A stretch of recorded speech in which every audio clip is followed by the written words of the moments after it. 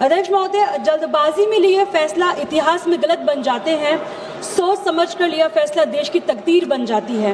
आज हमारी सरकार ने इस भारतवर्ष की बेटियों को कहा है, महिलाओं को कहा है, सारे पिंजरे टूट गए हैं, सारी दीवारें टूट गई है, जाओ बेटियों तुम जी लो अपनी जिंदगी। हम महिलाओं के लिए ये बहुत बड़ी बात है। मैं सारी महिलाओं को, यहाँ बैठी हुई सारी मेरी बहनों को बहुत बहुत बधाई देती हूँ। महिलाओं को बस बोला थी 2 मिनट रुका। महिलाओं को उनका अधिकार किसी वादे या फ्यूचर प्लान के रूप में नहीं, बल्कि आज की हकीकत के रूप में मिलना चाहिए। ये सदन, जैसे प्रधानमंत्री जी ने कहा कि अगर किसी के लिए डेमोक्रेसी वर्क करती है तो वो मेरे लिए ही सबसे ज्यादा वर्क करती है, तो इतना तो कॉमन सेंस होना चाहिए।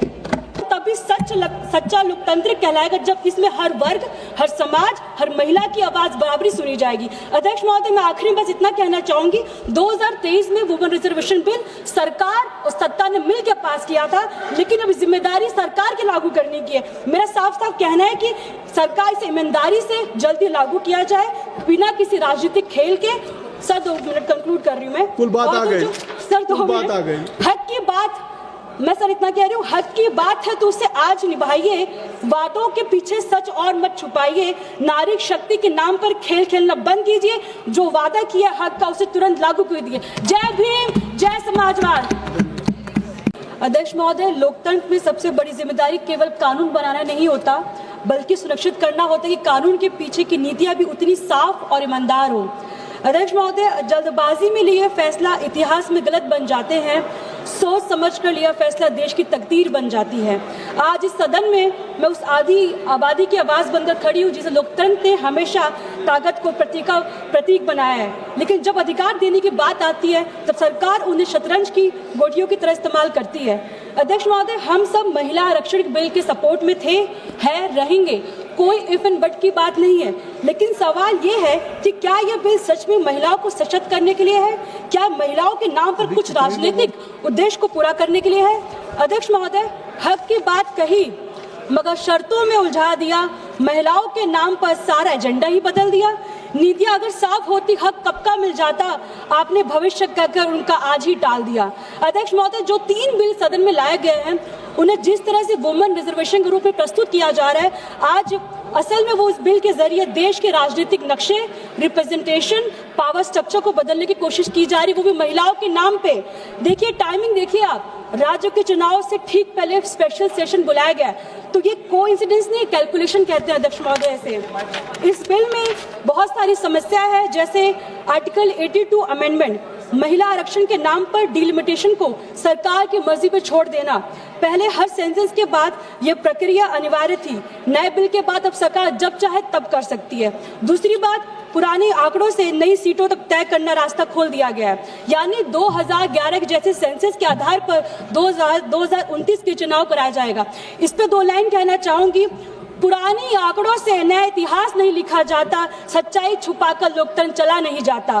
तीसरी बात, लोकसभा की सीट 850 तक बढ़ाने का प्रस्ताव है, इससे कुछ राज्यों का प्रभाव बहुत बढ़ सकता है और क्षेत्र असंतुलन पैदा हो सकता है। चौथा, महिलाओं को तुरंत आरक्षण नहीं दिया जा रहा, उससे डिलिमिटेशंस लिंक किया जा रहा है, यानी अधिकार अभी नहीं मिलेगा, पहले सीटों का नक्शा बदला जाएगा।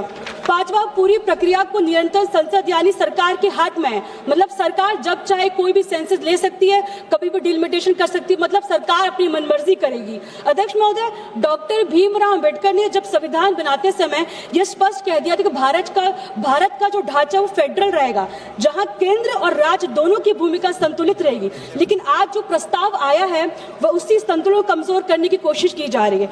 डिलिमिटेशन के बाद कुछ राज्यों का प्रभाव डिस्प्रोपोर्शनेट तरीके से बढ़ सकता है, जहां इसी तरह उत्तर और दक्षिण का संतुलन और राजनीतिक तनाव भी बढ़ सकता है।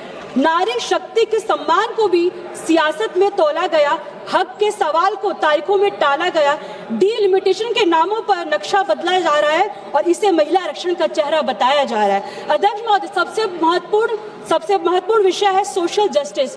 आज देश की लगभग 40% आबादी ओबीसी समुदाय से आती है, लेकिन इस बिल में ओबीसी महिलाओं के लिए कोई स्पष्ट सब कोटा नहीं है।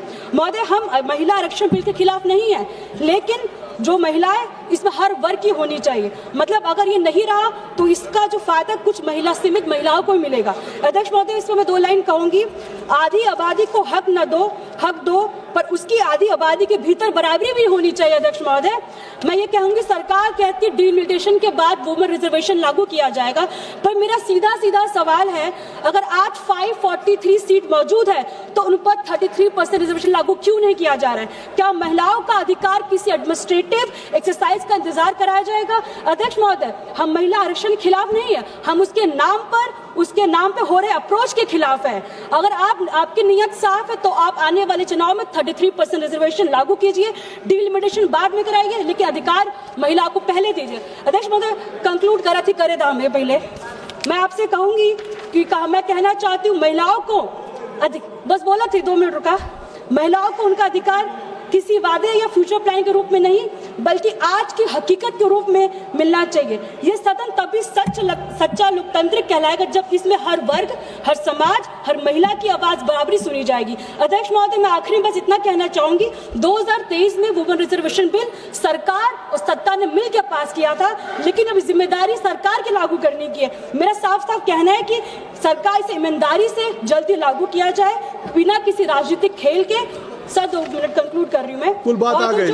Sir 2 minute. आ गई। हक की बात, मैं सर इतना कह रही हूँ, हक की बात है तो उसे आज निभाइए, वादों के पीछे सच और मत छुपाइए, नारी शक्ति के नाम पर खेल खेलना बंद कीजिए, जो वादा किया हक का उसे तुरंत लागू कर दिए। जय भीम, जय समाजवाद।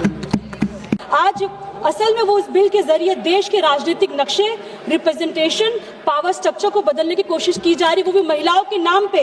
देखिए टाइमिंग, देखिए आप, राज्य के चुनाव से ठीक पहले स्पेशल सेशन बुलाया गया, तो ये कोइंसिडेंस नहीं, कैलकुलेशन कहते हैं अध्यक्ष महोदय से। इस बिल में बहुत सारी समस्या है, जैसे आर्टिकल 82 अमेंडमेंट, महिला आरक्षण के नाम पर डिलिमिटेशन को सरकार की मर्जी पर छोड़ देना। पहले हर सेंसस के बाद यह प्रक्रिया अनिवार्य थी, नए बिल के बाद अब सरकार जब चाहे तब कर सकती है। दूसरी बात, पुराने आंकड़ों से नई सीटों तक तय करना रास्ता खोल दिया गया है, यानी 2011 के जैसे सेंसस के आधार पर 2029 के चुनाव कराया जाएगा। इस पे 2 लाइन कहना चाहूंगी। पुरानी आंकड़ों से नया इतिहास नहीं लिखा जाता, सच्चाई छुपाकर लोकतंत्र चला नहीं जाता।